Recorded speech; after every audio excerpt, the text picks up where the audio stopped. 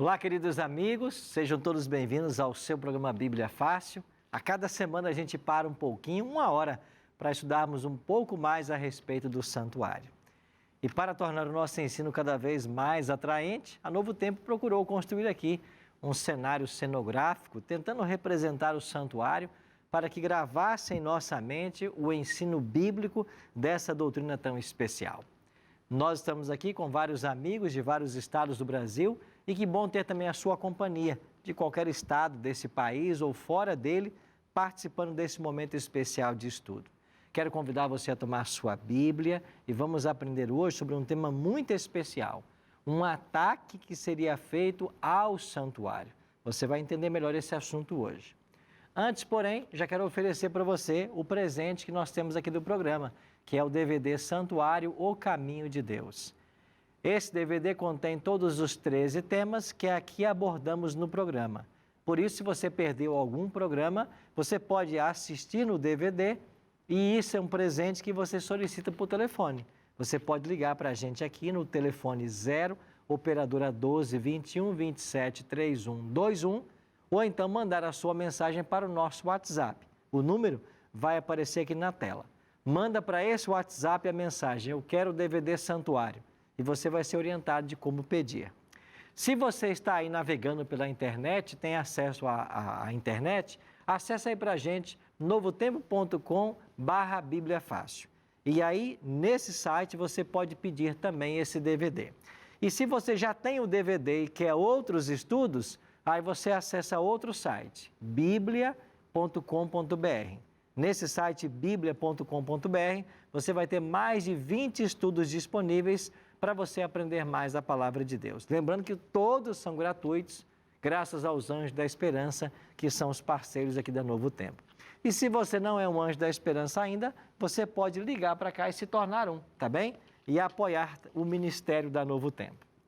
Vou tomar aqui a minha Bíblia e quero que você também pegue a sua, para nós agora irmos para o 12º tema dessa temporada. Penúltimo tema. Semana que vem vamos ter o nosso último tema dessa temporada do santuário. E hoje vamos estudar sobre um ataque ao santuário. Mas antes de começar o estudo, a gente quer orar com você. Por isso, se você tiver condições agora, feche os seus olhos e participe desta oração comigo. Nosso Pai de amor, obrigado por estarmos reunidos mais uma vez para estudarmos o Teu livro santo. Que nosso coração se abra agora à compreensão dessas verdades tão especiais para o tempo que nós estamos vivendo. Nos ajude a entender que o santuário é objeto de ataque de Satanás e que ao entendermos isso, possamos tomar uma posição ao Teu lado e ao lado da verdade. Oramos em nome de Jesus. Amém. Pois bem, vamos então entender esse ataque ao santuário. O santuário celestial é o divino centro de operação na luta entre o bem e o mal. E por ser morada de Deus e o centro do seu governo, Satanás sempre atacou o santuário, às vezes ele próprio, outras vezes através de seus agentes. Lembra que Lúcifer era um anjo cobridor lá no santuário? Ele estava no santuário e ele foi expulso de lá. E ele sempre atacou o santuário, às vezes diretamente, às vezes através de agentes. Há uma profecia em Daniel, eu queria convidar você agora a abrir comigo essa profecia, lá em Daniel capítulo 7. Olha que interessante a descrição que nós temos ali do profeta Daniel sobre o ataque a esse santuário de Deus. Daniel capítulo 7. Em Daniel capítulo 7, você tem o sonho de 4 grandes animais e você vai ver que esses animais representam 4 grandes impérios. Daniel 7 é um desdobramento do capítulo 2. No capítulo 2 você tinha uma estátua, cabeça de ouro, peito e braços de prata, quadril de bronze, pernas de ferro e os pés em parte de ferro e em parte de barro. Esses 4 metais representariam Babilônia, Medo-Pérsia, Grécia e Roma. No capítulo 7, você tem agora 4 animais: leão, urso, leopardo e um animal terrível e espantoso. Esses 4 animais representam os mesmos impérios: Babilônia, Medo-Pérsia, Grécia e Roma. Só que no capítulo 7, o quarto animal terrível e espantoso possui 10 chifres. Esses 10 chifres do quarto animal estão em paralelo com os 10 artelhos dos pés da estátua. Só que vai dizer Daniel 7 que entre os 10 vai se levantar um chifre pequeno. Esse chifre pequeno que se levanta, ele abateria a 3 reis. Nós sabemos, pela interpretação historicista, de que esses 10 chifres ou os 10 dedos dos pés da estátua representam as 10 tribos bárbaras que invadiram Roma a partir do ano 352 de nossa era. Os érulos, vândalos, ostrogodos, visigodos, suevos, burgundos. Quando se levanta o chifre pequeno, ele arrancaria 3 desses chifres. E nós entendemos que esse chifre pequeno é o papado. E para o papado se estabelecer, ele teve que expulsar da Itália todas as tribos bárbaras que não aceitaram sua supremacia. Finalmente, eram 3 que não aceitaram: os érulos, vândalos e ostrogodos. E essas 3 tribos que eram arianas e não se submetiam ao papado, foram expulsas de Roma, para que o chifre pequeno pudesse dominar.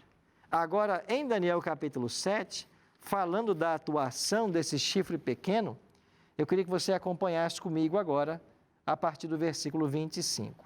Diz assim: proferirá palavras contra o Altíssimo, magoará os santos do Altíssimo, cuidará em mudar os tempos e a lei, e os santos lhe serão entregues nas mãos por 1 tempo, 2 tempos e metade de 1 tempo.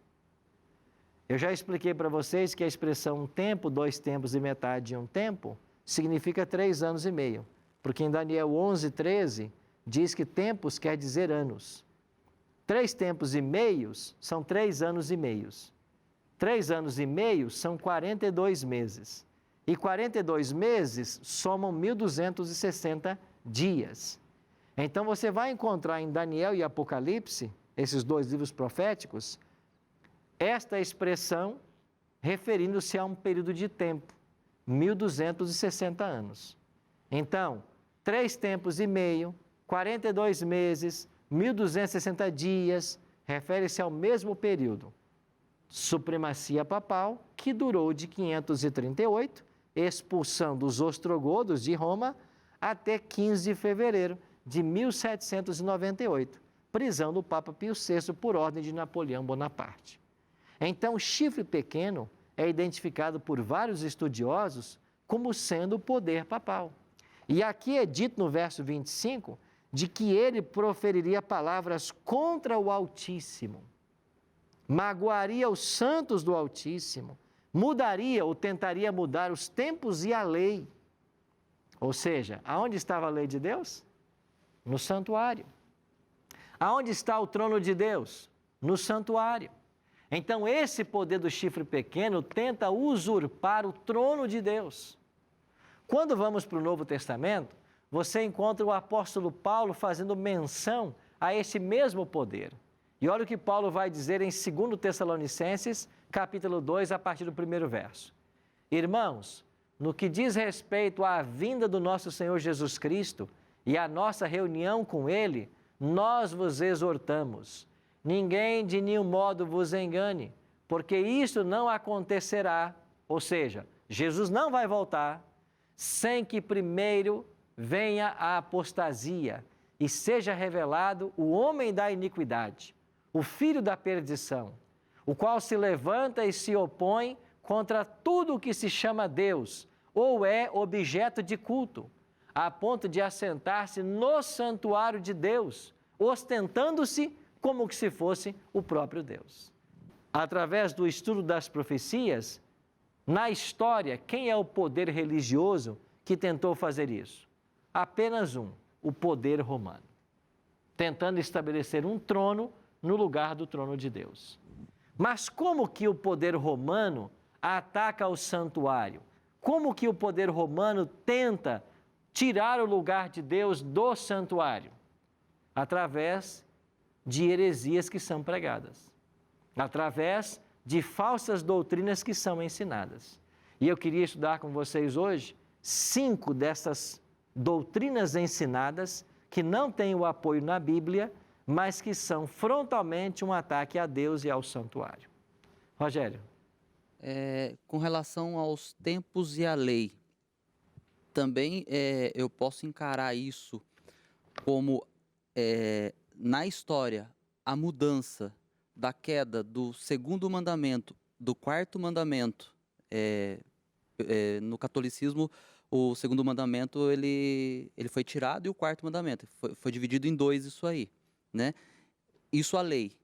E os tempos, na questão babilônica, da questão do horário, porque antes era tardes e manhãs, começava-se o dia ao pôr do sol, e teve essa mudança para 24 horas. Isso tem alguma referência também à idolatria dos deuses deles, porque se a gente for pegar 24 horas, são 4 períodos de 6, e os 6 têm uma simbologia muito forte em Babilônia. Nós vamos estudar 5 pseudo-doutrinas, falsas doutrinas, ensinadas por Roma, e vamos chegar nesse ponto. Eu vou responder sua pergunta quando falar do ataque à lei de Deus especificamente. Vamos ao primeiro ponto? O que ensina a Igreja Romana? E ao começarmos o estudo de hoje, e certamente no Bíblia Fácil temos muitos amigos católicos conectados com a gente, eu quero que você entenda desde cedo. O que vamos ensinar sobre a Igreja Romana, principalmente a sua atuação ao longo da história, nada tem a ver com o católico moderno.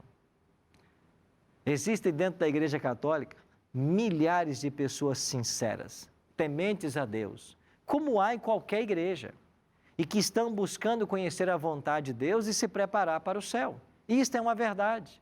Agora, por outro lado, também é verdade de que a Igreja Romana ocupa na Bíblia um papel profético. E através dos seus ensinos, ela se enquadra nessas profecias de Daniel e de Paulo. É o que eu vou tentar explicar agora.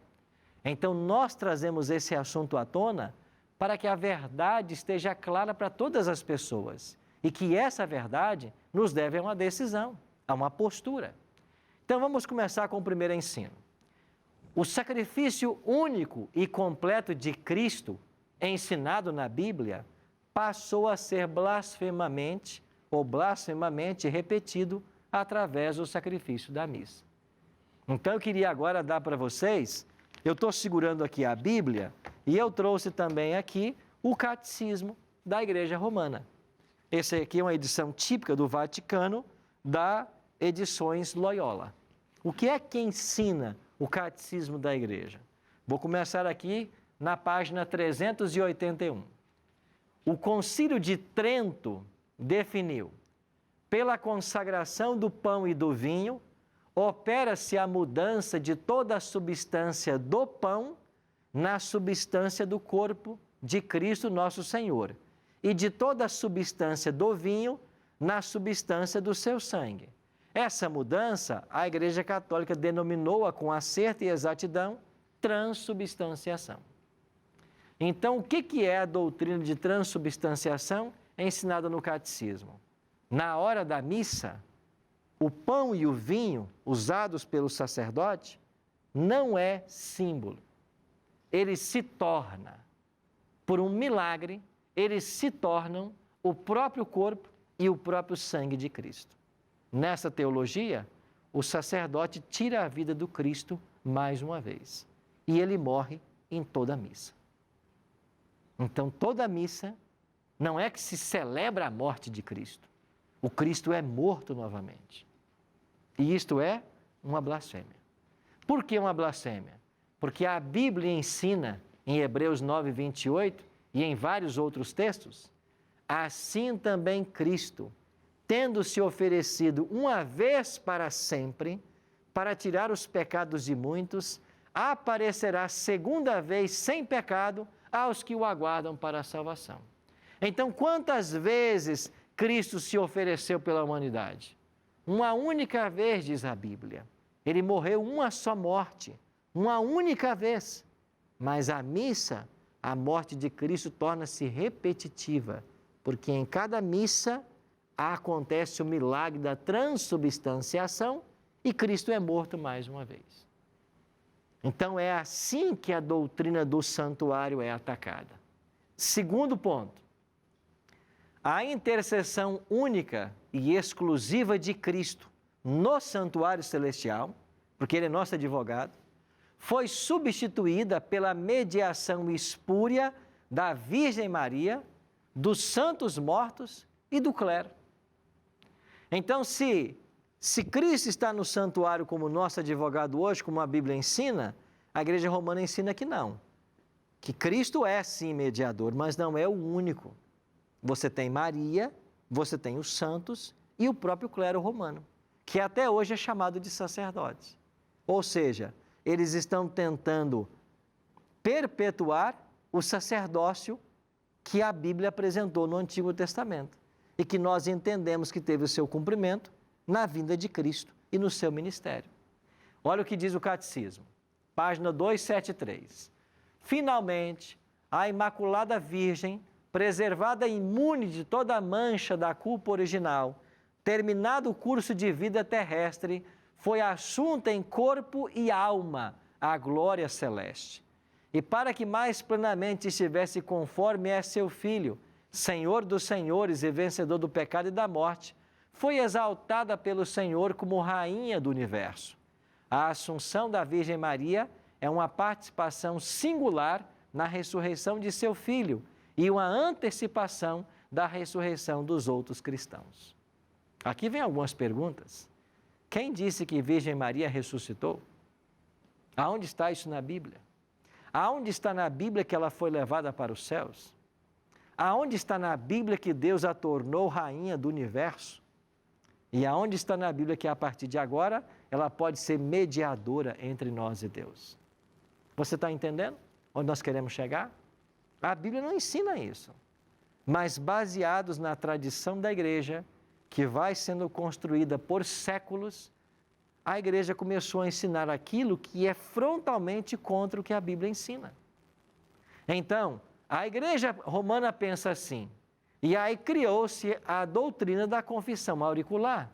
O que é essa doutrina? Você peca, você vai até o sacerdote, pode até haver um consistório dentro da igreja, um confessionário, e lá você vai para confessar o seu pecado e o sacerdote vai dar perdão para você. Olha, isso é uma aberração, porque não existe a possibilidade de um ser humano perdoar o seu pecado. O que a palavra de Deus nos ensina em 1 Timóteo 2,5? Porquanto há um só mediador, há um só Deus e um só mediador entre Deus e os homens. Quem é esse único mediador que a palavra estabelece? Jesus Cristo. Você entende por que esse ensino de que o sacerdote tem poder de perdoar pecados, do que Maria ou os santos são mediadores, ele é contra a Bíblia?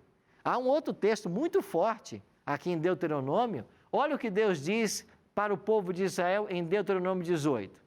Não se achará entre ti quem faça passar pelo fogo a seu filho ou sua filha, nem adivinhador, nem prognosticador, nem agoureiro, nem feiticeiro, nem encantador, nem necromante, nem mágico, nem quem consulte aos mortos. Pois todo aquele que faz tal coisa é abominação ao Senhor. Então, quando você tenta falar com Virgem Maria, tenta falar com Pedro, com Paulo, com quem quer que seja, amigo, à luz da Bíblia, isso é abominação. Por quê? Porque essas pessoas estão mortas. Não existe um relato bíblico, não existe um único texto na Bíblia que diga que essas pessoas estão vivas no céu, muito menos que são mediadores entre Deus e os homens.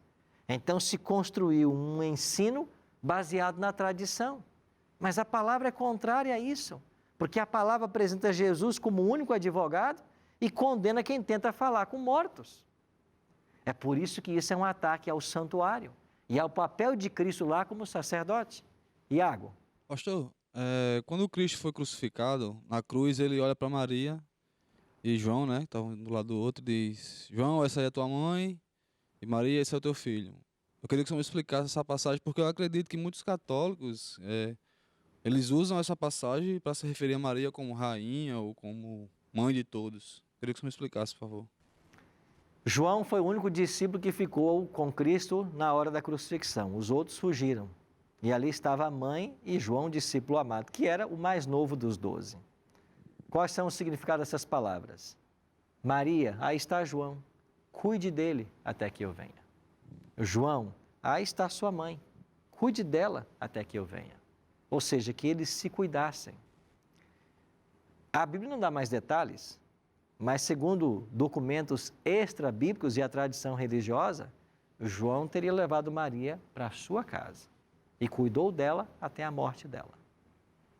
Então, o significado é este: cuidem um do outro até que eu venha. Jesus estava preocupado, antes de partir, deixar alguém para cuidar da sua mãe, bem como alguém para cuidar do discípulo mais novo, que foi o que estava presente na crucifixão. Esse é o significado. O que nós tentarmos passar disso já passa a ser ideia humana, conjectura humana. Um outro ponto. A guarda do sábado, do quarto mandamento da lei, guardada dentro da arca no Santíssimo, foi substituída pela observância pagã do domingo. Quem é que fez isso? A Igreja Romana. Olha o que ensina o Catecismo. Página 568. Jesus ressuscitou dentre os mortos no primeiro dia da semana. Isso é bíblico. A afirmação está corretíssima. Mas aí continua. Enquanto o primeiro dia, o dia da ressurreição de Cristo, lembra a primeira criação. Enquanto o oitavo dia, que se segue ao sábado, significa a nova criação inaugurada com a ressurreição de Cristo. Espera aí, oitavo dia? Qual é o oitavo dia? Não existe um oitavo dia. Você tem um primeiro dia, você tem um sétimo e você tem um primeiro de novo, porque a semana só tem 7 dias. Mas acontece é que começam a fazer um malabarismo textual para atribuir santidade a um dia que biblicamente não é santo. Então, Jesus ressuscitou no domingo. Enquanto o primeiro dia, ele relembra a criação. Enquanto o oitavo significa uma nova criação, inaugurada pela ressurreição de Jesus. Jesus inaugurou uma nova criação com a ressurreição dele? Não. O que diz Apocalipse é que a nova criação vai ser a restauração de todas as coisas quando ele voltar. E 1000 anos depois ainda que ele voltar. Aí continua o catecismo. Para os cristãos, ele se tornou o primeiro de todos os dias, a primeira de todas as festas, o dia do Senhor. Mas o dia do Senhor não é o sábado? Jesus não disse que ele é o Senhor do sábado? Então você percebe o que está fazendo o catecismo? Está começando a jogar no domingo uma santidade que ele não tem. E o único argumento que eles encontraram para transformá-lo num dia especial é porque nele Jesus ressuscitou. Mas até alguém aqui outro dia comentou algo interessante, né? Se a ressurreição é importante, por que não fazer da sexta-feira um dia santo, já que ele morreu? Não um único dia por ano se lembrar, mas todas as sextas-feiras. Assim como todo domingo buscam celebrar a ressurreição. Agora, quando a gente vai para esta carta apostólica, Dies Domini, que foi escrita pelo Papa João Paulo II, e eu tenho uma cópia dela aqui também, nessa carta apostólica que João Paulo II escreveu, na página 20, João Paulo escreveu assim: o título é Passagem do Sábado para o Domingo. Esse é o subtítulo da carta apostólica. E ele escreveu assim: por esta dependência essencial que o terceiro mandamento tem da memória das obras salvíficas de Deus, os cristãos, apercebendo-se da originalidade do tempo novo e definido e inaugurado por Cristo, assumiram como festivo o primeiro dia depois do sábado, pois nele se deu a ressurreição. Os cristãos assumiram como festivo? Se você vai para os anais da história, você vai descobrir que a igreja cristã primitiva, até o 3º século, continuava guardando o sábado. Só que lentamente, o domingo foi se insinuando dentro dos concílios e trazendo-se significado para ele cada vez maior. E quanto mais especial papel o domingo passou a desempenhar, o sábado foi sendo colocado de lado, cada vez mais de lado, em cada concílio ecumênico. Mas o que a Bíblia ensina para mim e para você? Olha, por exemplo, Lucas 23, só vou ler esse texto. Era o dia da preparação e começava o sábado. Como a Bíblia chama o 6º dia? Dia da preparação, porque nele a gente se prepara para receber o sábado. As mulheres que tinham vindo da Galiléia com Jesus, seguindo, viram o túmulo e como o corpo fora ali depositado. Então, se retiraram para preparar aromas e bálsamos e no sábado descansaram segundo o mandamento. Você quer uma coisa mais clara do que essa na Bíblia? As mulheres que acompanharam as seguidoras de Jesus, no sábado descansaram segundo o mandamento? Está aí. A Bíblia ensina é o sábado. Quarto ponto. A noção bíblica da mortalidade da alma foi suplantada pela teoria pagã de que a alma é imortal. Olha o que ensina o Catecismo, na página 105. A Igreja ensina que cada alma espiritual é diretamente criada por Deus, não é produzida pelos pais. Como é que é? Cada alma espiritual, o que é alma espiritual? Não é produzida pelos pais? O que é o corpo, então? Lembra que Gênesis 2,7 diz que Deus formou o homem do pó da terra e soprou nas narinas o fôlego de vida e ele passou a ser alma vivente? O homem é uma alma. Não existe esse conceito de alma espiritual. A pessoa é uma alma. Mas o catecismo continua. E é o quê? Imortal. Esta alma espiritual é imortal. Ela não perece quando da separação do corpo na morte e se unirá novamente ao corpo na ressurreição final. Ou seja, isso aqui não é Bíblia, isso é filosofia grega, dualismo platônico. Então, o catecismo está se baseando num dualismo platônico para dizer que na morte a alma se separa do corpo e voltará a ele na ressurreição final. Bom, quando você vai para a Bíblia, você não descobre que nós temos uma alma que se separa do corpo na morte. A gente descobre que nós somos uma alma e descobre que essa alma é mortal. E o catecismo está dizendo que é imortal. Mas Ezequiel 18:20 diz: a alma que pecar, essa morrerá. Então você percebe como que o santuário está sendo atacado? É porque aquilo que o santuário ensinava, o catecismo está vindo contrariando. E esse é um verdadeiro ataque ao santuário. Nós vamos para o intervalo e eu vou voltar ainda com mais um ponto especial, por isso não sai daí, daqui a pouquinho a gente volta.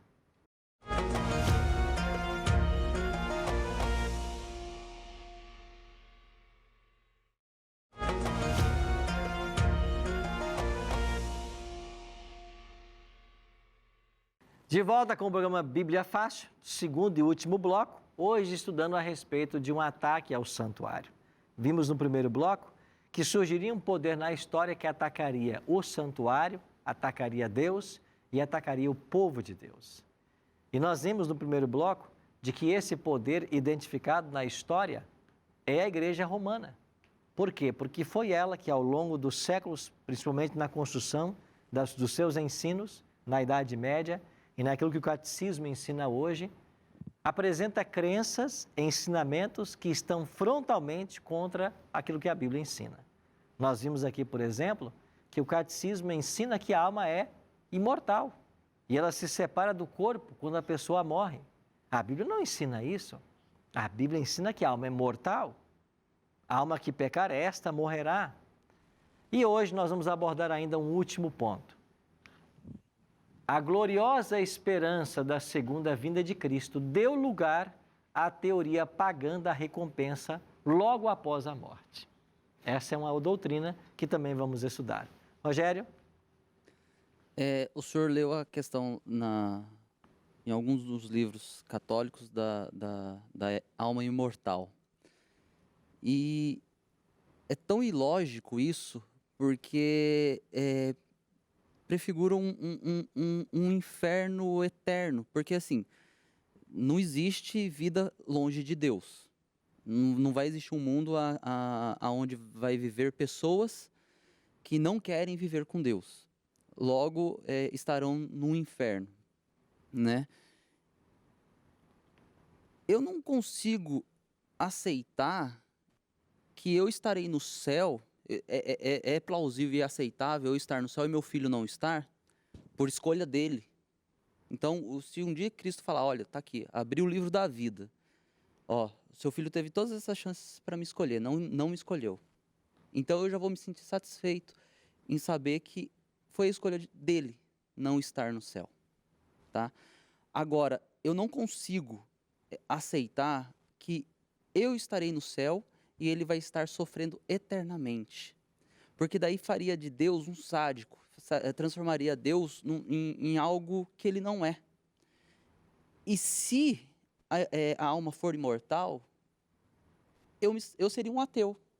Porque eu não aceitaria um Deus desse, eu não creria num Deus desse. Então, por isso que é muito claro a questão: a alma que pecar, essa morrerá. Haverá o dia em que ela vai ser exterminada completamente. Nós não entramos aqui na questão do fogo eterno, nem de eternamente os ímpios queimando. Esse é um outro tópico, né? Mas a alma ela é mortal e ela vai morrer. Aqueles que não aceitarem a Cristo vão perecer no fogo, mas a matéria, quando se extinguir, extinguiu-se o ímpio. Sim, André. Pegando o gancho, é muito simples de entender, né? Porque se for mortal e a pessoa viver eternamente queimando no inferno, então Deus não tem a condição de acabar com o mal. O mal nunca se extinguiria finalmente. Né? Então, por que será que tem que haver um fim? Que Deus aí, ele vai mostrar para todo mundo que ele podia acabar o mal lá e ele podia acabar o mal em qualquer momento. Então, se a alma fosse mortal, sempre ia existir o mal. O mal nunca ia deixar de existir. E o céu não seria céu, sabendo que no inferno está alguém que eu amo, sofrendo eternamente. Sim. Imagine você conviver com isso. Bom, o que ensina o catecismo? A alma, na morte, vai ao encontro de Cristo e o corpo cai na corrupção. Então, além de fazer a separação de corpo e alma, o catecismo ensina que a pessoa, quando morre, a alma já vai ao encontro de Cristo. Bom, o que a Bíblia ensina? Eis que venho sem demora e comigo está o galardão que tenho para te retribuir a cada um segundo as suas obras. Então, ele vem e com ele está o galardão. Então, ninguém vai receber a recompensa antes da volta de Jesus. Então, a Bíblia não concorda com a ideia de recompensa imediata após a morte. Luciano. Pastor,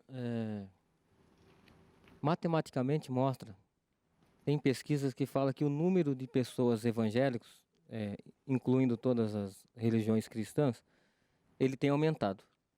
Só que um paralelo a isso, o mundo também tem passado por desastres, a violência tem aumentado. Dentro desse tema, eu queria perguntar, será que por causa dessas situações, as pessoas elas têm se achegado aos templos por medo? Será assim, por medo dessa falsa doutrina de queimar eternamente, de a alma ser imortal? Será que é medo? Amor a Cristo é medo? Será que por isso hoje a maioria dos lugares tem tanta gente, mas sem uma percepção da verdade?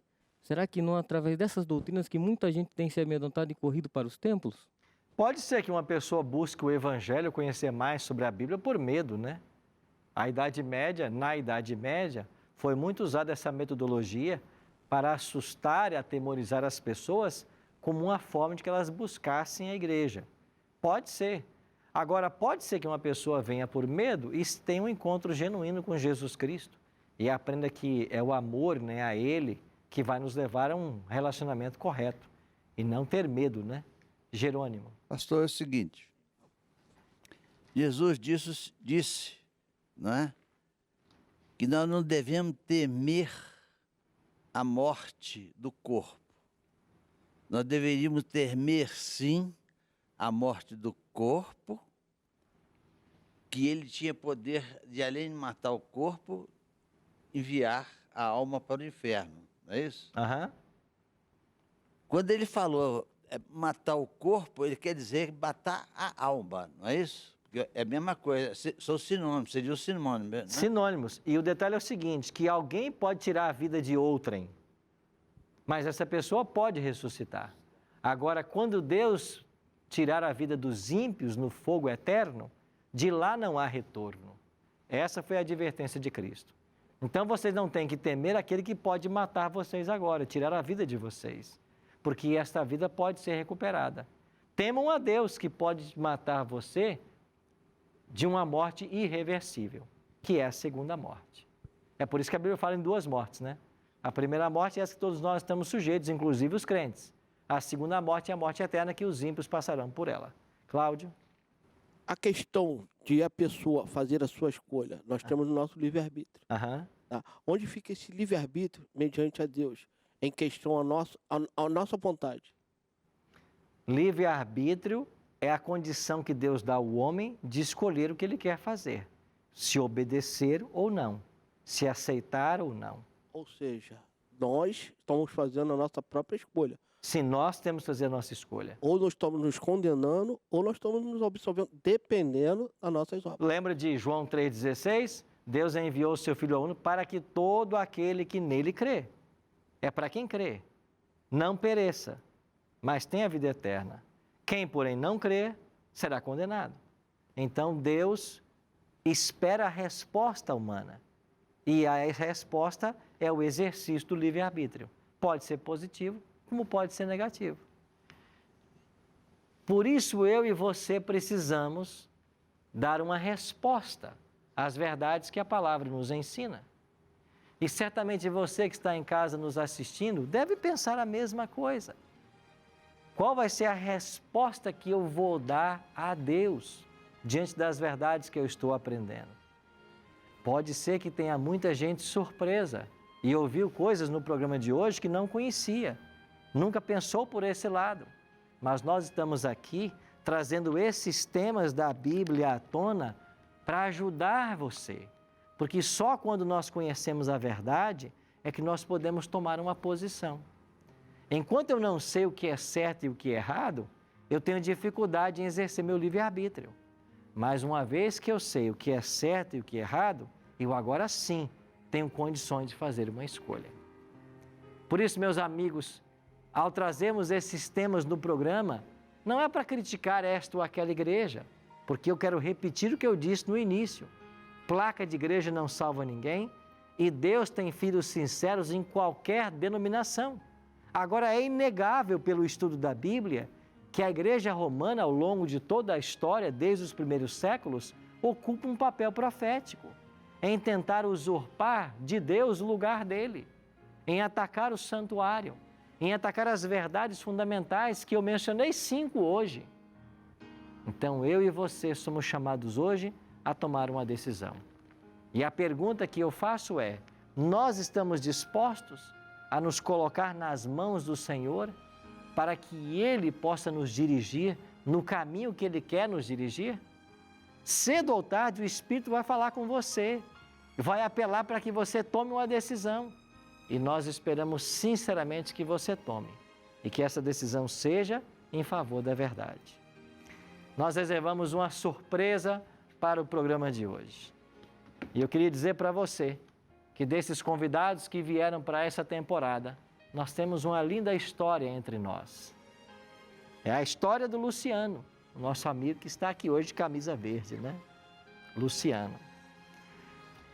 Luciano, passando pelos canais de TV, conheceu a TV Novo Tempo e começou a assistir. Paralelo a isso, ele trabalhava como coletor de lixo na cidade de Sorocaba, em São Paulo, cultivou o hábito de levar para casa livros em bom estado que ele encontrava nas coletas. Aos poucos, ele foi montando uma pequena biblioteca em casa. E você me disse outro dia, Luciano, que você tem lá 300 livros, é isso? 300 livros na minha biblioteca Pessoal. 300 livros na minha biblioteca pessoal, mas ao todo são 1000 livros. 1000 livros. 1000 livros. Alguns que já estão disponíveis para doação. Isso. Leitor ávido, não demorou muito para que a paixão crescesse. E ele encontrou livros que a Igreja Adventista publica, inclusive livros de Ellen G. White, que os adventistas creem ser uma profetisa. Começou a estudar, aprofundou seus conhecimentos, conciliando com os ensinos da Novo Tempo. Ele começou em 2019 a cursar História. Passou no vestibular, começou a cursar História, foi parar na internet por ter feito uma leitura de um ponto de partida e começou a mudar de vida. com o seu conhecimento que ele tem adquirido ao longo do tempo, ele tem sonhos em seu coração. Já gravou várias matérias para a TV Novo Tempo, para a Record, para a Rede Globo. Porém, segundo ele, seu maior sonho era participar do Bíblia Fácil. E Deus deu a ele a oportunidade. E hoje, ele tomou a decisão em seu coração de se entregar ao Senhor. E nós teremos a alegria, eu terei a alegria, daqui a pouquinho, Luciano, de batizar você. Muito obrigado, pastor, por Mas essa... eu quero aproveitar esse momento do seu batismo para também fazer um convite para os nossos convidados que estão aqui. E para você que está nos assistindo em casa. Nós vamos ter uma música com a Melissa Barcelos agora. E enquanto ela cantar, é o tempo que você vai ter de tomar uma decisão também por Cristo. Essa decisão significa abraçar as verdades que nós estamos aprendendo aqui no programa. Verdades claras, cristalinas. E tomar uma decisão de entregar sua vida ao Senhor Jesus e também se preparar para o batismo. Mas pastor, se eu tomar minha decisão hoje, quando vai ser meu batismo? Você que vai decidir. Mas se a decisão for tomada hoje, Jesus está batendo a sua porta para que você tome, você já assegura a graça que Deus oferece para mim e para você. Por isso o convite também é para vocês. E enquanto Melissa louvar a Deus agora, se você quiser tomar a decisão agora de ser batizado, abraçando as verdades que temos aprendido aqui no programa, enquanto ela cantar, você poderá ficar de pé. E nós vamos ajudar você na sua caminhada e no seu batismo. E você que está em casa também, se você quiser tomar agora a sua decisão, eu não vou estar vendo você, mas nem preciso, porque Deus é quem precisa. E Deus vai estar vendo você. E Ele vai ver a sua decisão. E se você quiser tomar, você poderá ficar de pé na sua casa, de pé na sua sala, no seu quarto, aonde quer que você esteja. E você estará dizendo para Deus, a minha vida é tua. Eu quero me preparar para ser batizado e praticar as verdades da tua palavra. O apelo está feito para todos vocês. Vamos ouvir essa canção.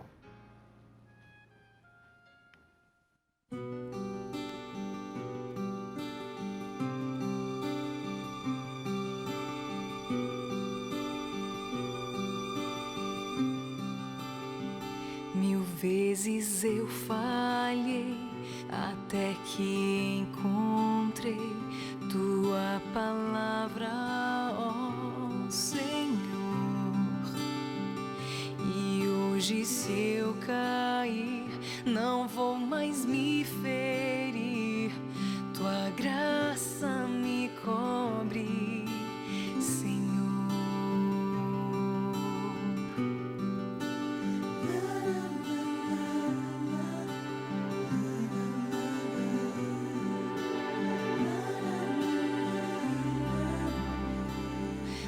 Majestoso Deus, é desejo meu prosseguir em te buscar, sempre me perder na arte de trazer louvores a ti, Senhor. O meu coração coloco em tuas mãos e tudo o que eu sou, com vestes de louvor, eu vim, ó Senhor, oferecer o meu melhor no teu altar, na sala do trono, sentado à mesa, contemplando tua beleza, além do véu do Santo dos Santos. Sou só um súdito, mas ouço tua voz me chamar de filho, meu filho, ó Pai. Majestoso Deus, é desejo meu prosseguir em ti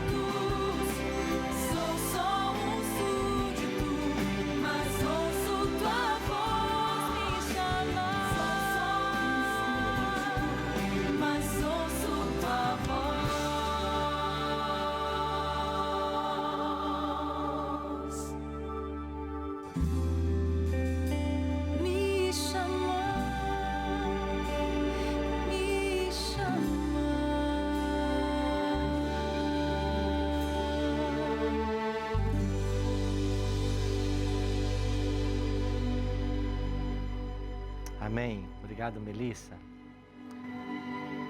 Louvado seja Deus. O que nós queremos fazer aqui? Colocar você no altar do Senhor, diante do trono.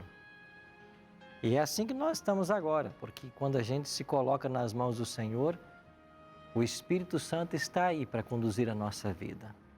A Novo Tempo tem essa função de colocar você diante da face de Deus, através do estudo da palavra. E agora é você quem toma a decisão. Eu sei que nós temos amigos aqui que pertencem a outras igrejas, talvez tenham até passado por um batismo por imersão ou não. Mas se você quiser abraçar essas verdades agora e quiser tomar essa decisão de seguir daqui para frente, quero convidar você a ficar de pé. E a dizer, não, pastor, eu quero ser um adventista. Eu quero seguir o que essa igreja ensina. Porque onde eu estou eu não aprendi essas verdades. Agora, se você quiser continuar, isso é uma escolha que vocês têm que fazer. Não é eu que tenho que fazer essa escolha, pastor, é vocês que têm que fazer. Pastor Arildo, como é que eu vou pastorear uma igreja me tornando adventista? Bom, você já é um adventista por tudo que você declarou. Agora eu preciso tomar uma decisão pela verdade, para poder ensinar os outros no caminho da verdade. Eu preciso. Alguém mais quer ficar de pé e dizer, pastor, eu também quero. Eu quero seguir tudo que eu estou aprendendo aqui. Eu quero seguir. Quero ser leal ao Senhor. Eu não tenho dúvida que eu estou aprendendo. A não ser que ainda você tenha dúvidas e ficou dúvida sobre algum assunto que eu apresentei. Mas se não, fica de pé, você está convidado a entregar o seu coração a Cristo e passar pelo batismo. Alguém mais quer ficar? Quer? Então fica, pastor. Fica para conduzir o teu rebanho na palavra do Senhor. Eu sei que não é fácil, pastor. Eu sei. Eu sei. Viu, André? Eu sei. Você mencionou muitas coisas que a tua igreja ensina que você parece que não concorda também hoje. Sabe qual é o apelo de Deus para você? Sai de Babilônia. Sai. Se eu não aprendi a verdade, se não estão ensinando, eu vou sair. E é o convite também para você. Você acha que a tua igreja a partir de amanhã vai mudar o comportamento e vai mudar a sua teologia porque você está pensando diferente? Não, ela não vai. Quem tem que mudar somos nós. Eu sei que tem muita gente de pé agora. Louvado seja Deus pela sua decisão. Que Deus abençoe você ricamente. E se você quiser que a Novo Tempo ajude mais você ainda nesse processo, basta você acessar o nosso link. Decidir Mudar. Viu? decidimudar.com.br. Vai na internet, nesse site, decidimudar.com.br. Põe lá os teus dados, nós vamos ajudar você. Luciano, meu amigo, vem aqui. Eu quero ter a alegria de convidar todos vocês agora para testemunhar o batismo do Luciano. E que esse batismo de hoje seja simbólico de todos os batismos que acontecerão ainda daqui para frente, como fruto de uma escolha por Jesus. Mas antes de sairmos, eu queria orar com você. Pai Santo, louvado e exaltado seja o teu nome, porque a obra do teu Espírito Santo é maravilhosa e ela nos alcança hoje, nesse exato momento. E ao conhecermos as verdades da tua palavra, nós queremos tomar a decisão de passarmos pelas águas do batismo e a partir de agora, caminharmos nessa verdade. Abençoe todos os amigos que aqui estão de pé. Esses que também estão sentados, que o teu Espírito continue trabalhando no coração deles, para que em breve também eles passem pelo batismo.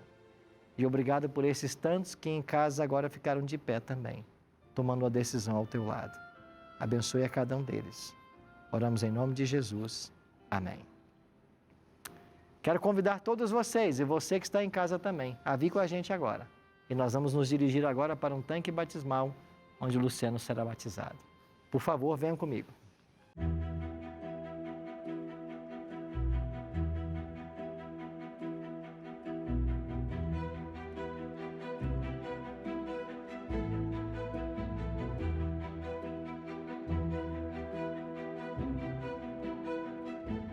Pois bem, queridos amigos, que alegria podemos estar agora dentro de um tanque batismal, junto com o Luciano, felizes pela decisão que ele tomou de hoje entregar a sua vida a Jesus. E a todos os amigos que participaram dessa temporada do Santuário, foi uma alegria receber vocês aqui. que essas experiências partilhadas vocês levem por toda a vida, que elas possam nos ajudar em nossa caminhada para os céus. E a você, Luciano, Deus certamente tem lindos planos também para você, planos na sua vida. Então hoje não é a linha de chegada, mas é o início de uma longa caminhada ao lado de Jesus. E esse passo que hoje o Luciano está dando, você também pode dar. E eu queria convidar mais uma vez você para acessar o nosso site, decidimudar.com.br. Se você tem o desejo no seu coração de se batizar, decidimudar.com.br. Tomar a sua decisão, passar pelo batismo, porque Cristo foi muito claro em suas palavras. Quem crer e for batizado será salvo. Eu preciso crer, eu preciso passar pelo novo nascimento, batismo nas águas, para um dia poder entrar na cidade de Deus. Que o Espírito trabalhe no seu coração cada vez mais e que você possa, o mais breve possível, também dar esse passo em direção aos céus. E agora você vai acompanhar o batismo como a Bíblia orienta. Alguém, uma vez que foi doutrinado, que recebeu os ensinamentos da palavra, que aceitou a Cristo como Salvador, confessou os seus pecados, agora ele passa pelas águas. E o batismo é uma celebração, porque quando nós morremos para o pecado, simboliza a morte de Cristo. Quando somos sepultados nas águas, simboliza o sepultamento de Jesus. E quando saímos da água, saímos para uma nova vida. Como Paulo disse, nova criatura. É isso que nós somos após o batismo.